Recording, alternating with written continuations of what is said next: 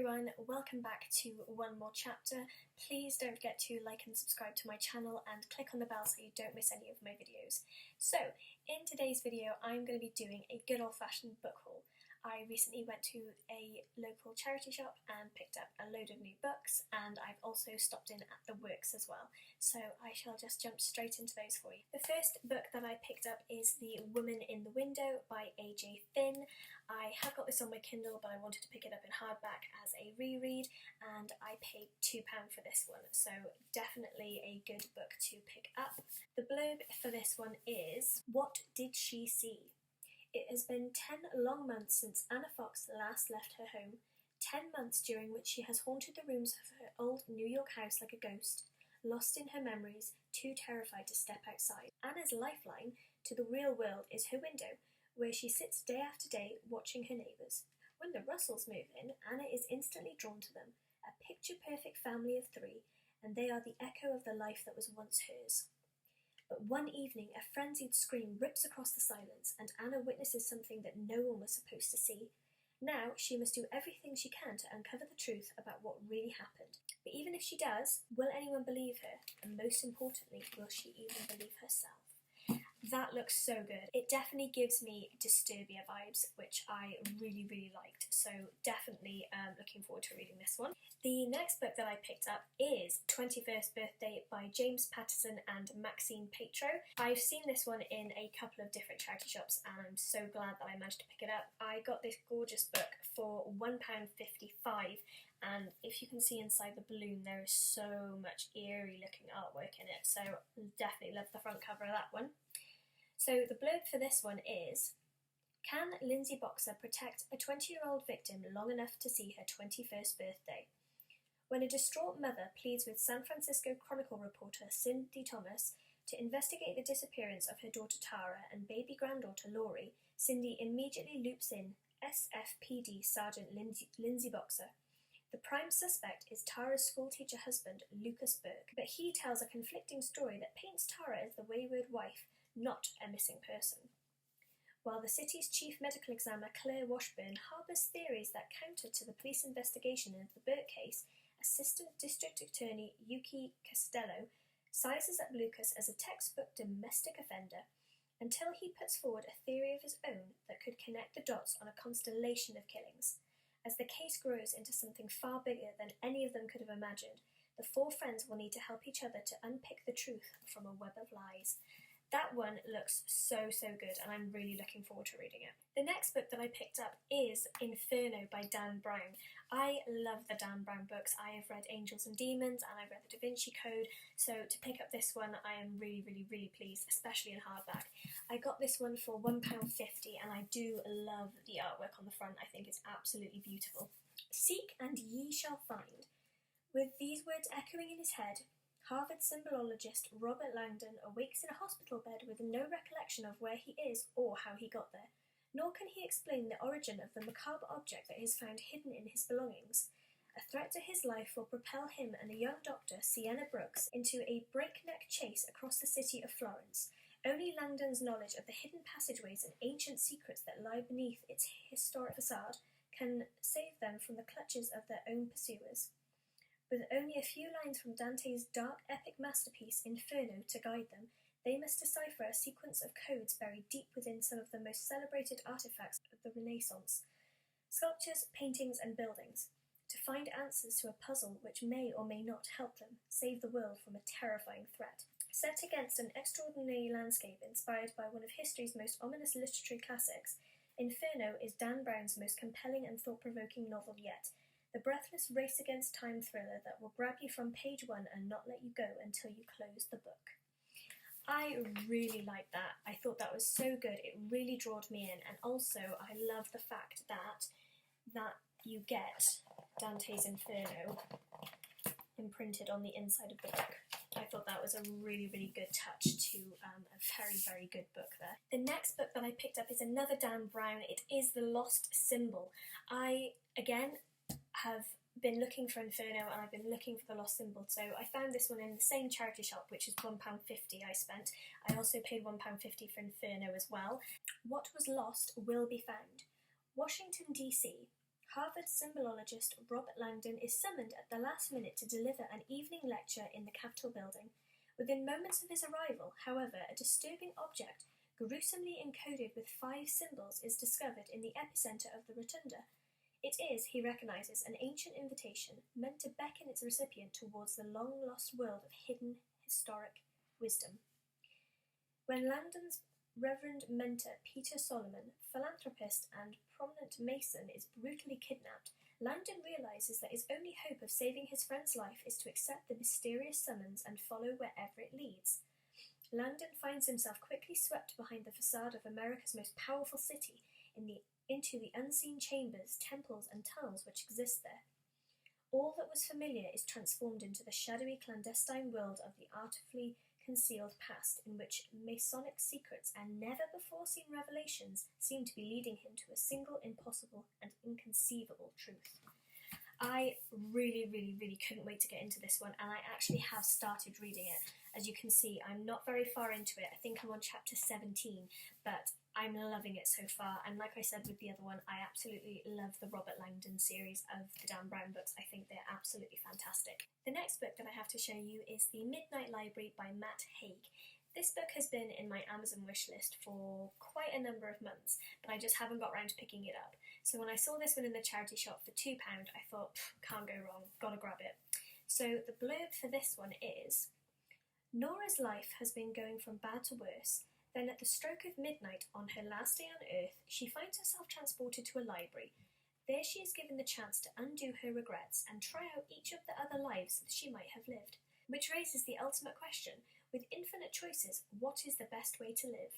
Again, blurb just drew me in straight away, and I love the fact that, it's called The Midnight Library. It has the word library in it. I had to get it. So that is the last book that I got from the charity shops, and I'm going to move on to the ones that I got from the works. The first book that I picked up in the works is Final Offer by Lauren Asher. I have seen these books plastered across Instagram, BookTok, and all the other social media platforms for the last couple of months, and I knew I had to pick it up, especially this one. I don't know why, but this one seemed to draw me in much more than the other two. Callahan. I'm the Kane brother everyone gossips about behind closed doors. Trust fund brat, washed up athlete, high-functioning alcoholic. No one knows the real me but her, Lana Costello, my childhood best friend and the only woman I ever loved. When I broke her heart 6 years ago, I promised to never return to Lake Wisteria. I kept my word until my grandfather's will changed everything. To receive my inheritance, the request was simple in theory until my entire plan blew up on the very first day. Turns out Lana doesn't just live at the house, but she claims to own it too. Alana. Falling in love with Callahan Kane was the mistake. He told me so before destroying my heart and friendship 6 summers ago. When he promised to never come back, I foolishly believed him, but then Cal showed up again, intending to sell his grandfather's lake house. The biggest flaw in his plan? My name is on the deed. Brilliant, absolutely brilliant. I don't know what it was about it just completely drew me in.